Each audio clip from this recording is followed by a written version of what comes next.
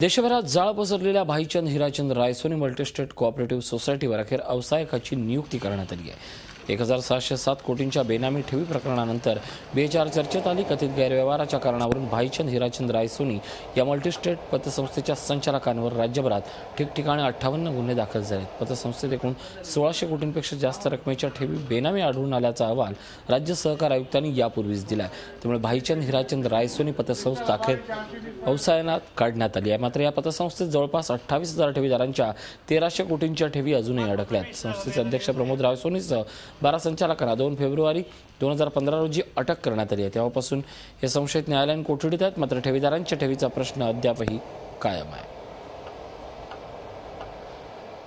संस्था चालकांनी ईडीच्या अंतर्गत मनी लॉन्ड्रिंग ॲक्टचं उल्लंघन केलेलं आहे, याच्या तक्रारी केलेल्या आहेत। या तक्रारी आमच्या प्रलंबित आहेत।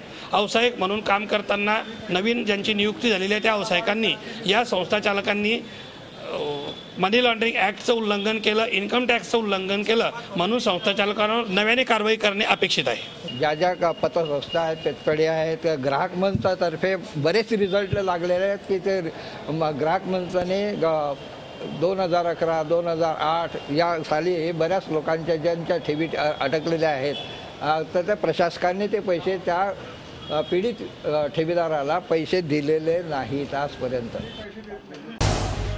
झी 24 तास रहा एक पाऊल पुढे।